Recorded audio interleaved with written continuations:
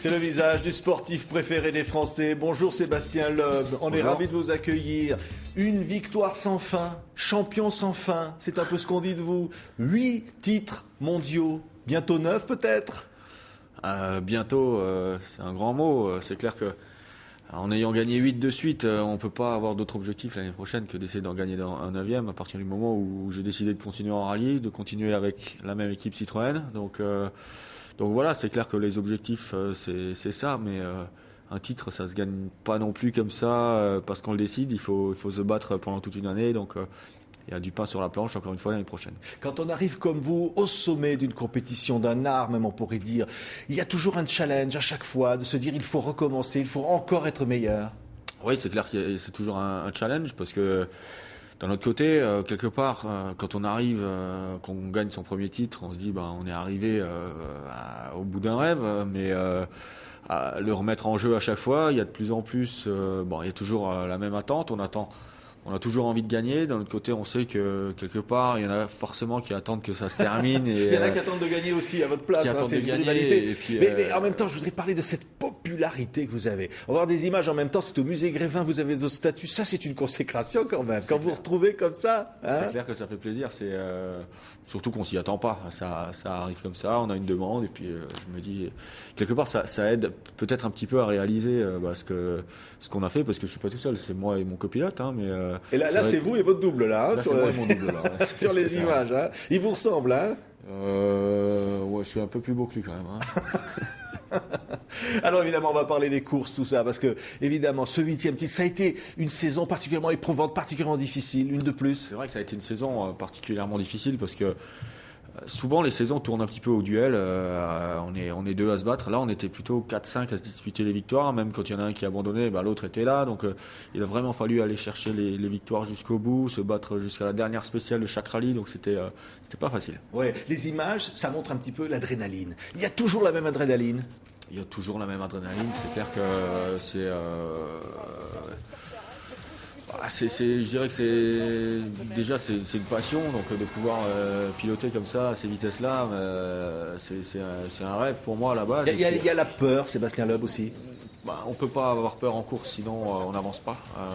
Après, je dirais que je suis conscient de ce que je fais, je suis conscient du danger de mon sport, mais je suis pas un inconscient à la base et quelque part j'essaye toujours de mesurer les risques. Ouais, qu'est-ce qui fait qu'on gagne une course ou qu'on la perd? Qu'est-ce qui fait la différence? Il y a plein de choses. Je veux dire, une course, pour la gagner, il faut que tout soit parfait, il faut que tous les ingrédients soient là, il faut que les mécanos aient fait un travail parfait parce qu'on n'y pense pas forcément, mais tous les boulons qui sont serrés sur la voiture, il faut qu'ils soient. Personne n'a droit à l'erreur dans l'équipe.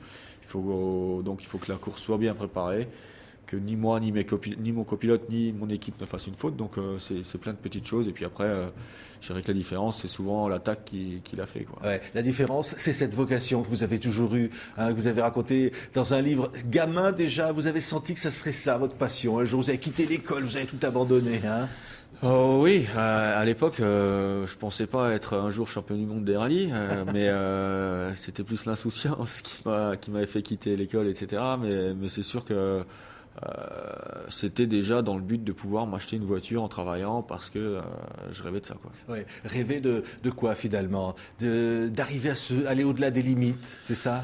Ouais, c'est toujours, je sais pas, c'est plus le goût de la perfection au niveau du pilotage que j'ai toujours eu besoin de ressentir, que ce soit à l'époque en mobilette, dans mes premières courses mobilette, avec ma propre voiture quand j'allais m'amuser sur dans des petits coins tranquilles. Donc voilà, j'ai toujours eu ce besoin de trouver la limite du pilotage. Ouais. Alors évidemment, il y a un copilote avec vous. Vous pouvez quand même dire que Léna, elle n'est pas mauvais non plus.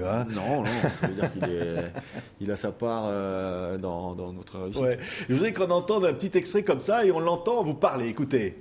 Droite, sur bosse à fond, et c'est le net pour que 140 un peu plus, 140 bon, sur frein pour droite 90 points. Voilà, c'est ça ce que vous entendez tout en conduisant? C'est ce que j'entends, ouais. Ouais, c'est pas clair toujours, pour moi, si. Parce que en fait, le copilote, il me retranscrit ce que moi je lui ai dicté. C'est-à-dire qu'on fait des reconnaissances, on a le droit de passer 2 fois à vitesse limitée à 70 km/h en moyenne sur les spéciales, donc les tronçons chronométrés. Moi, je lui dicte exactement, je lui décris la route à ma façon, et puis c'est ce qu'il me restitue, en fait. Ouais. Donc c'est un binôme avec Elena. C'est vraiment quelque chose de très fort. Oui, ben c'est clair qu'il faut qu'il y ait une relation de confiance, d'amitié aussi, de préférence, parce qu'on passe quand même beaucoup de temps ensemble. Donc oui, c'est quelque chose qui est important et qui est aussi peut-être la clé de la réussite, parce que ça fait maintenant écoutez encore Sébastien, écoutez ça. Donc Cordomini, 80 mètres.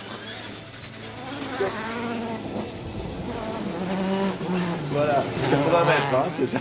Ouais. Il est précis, hein. C'est il répète juste ce que je lui dicte en reconnaissance. Donc moi j'essaye effectivement d'être le plus précis possible dans mes notes parce que c'est important de savoir où on met les roues. Donc j'essaie de donner un angle précis des virages, une distance précise, la longueur des virages, plein de détails dans tout ce charabia. Ouais. Et à la fin on a vu des images de triomphe comme ça, quand il y a évidemment le champagne qui coule à flot et le public qui est là, qui vous aime et qui va au-delà du public simplement automobile comme ça. Comment on explique cette popularité, Sébastien Loeb?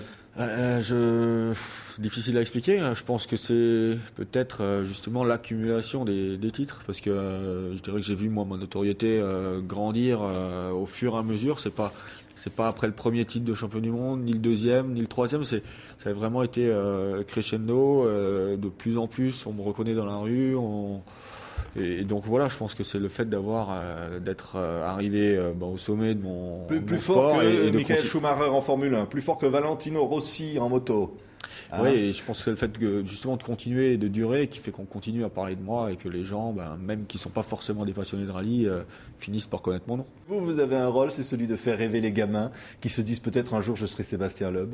Oui, je pense que effectivement ça fait partie un petit peu de mon rôle et puis je pense que ça le fait bien parce que il y a plein de petits gamins et ça fait toujours plaisir de voir des fois des gens ou des enfants qui ont 3-4 ans qui sont fans, quoi. Donc c'est nous on voulait vraiment Sébastien Loeb vous tirer un grand coup de chapeau. Je sais pas qui vous vouliez être quand vous étiez gamin. Je voulais être personne en particulier. Je voulais suivre les traces de mon père dans les salles de gymnastique. Moi. Mais vous êtes devenu Sébastien Loeb et c'est déjà beaucoup. Merci Sébastien Loeb d'avoir été l'invité de TV5 Monde. Puis bonne chance pour ce 9e titre. Merci beaucoup. Merci. Merci.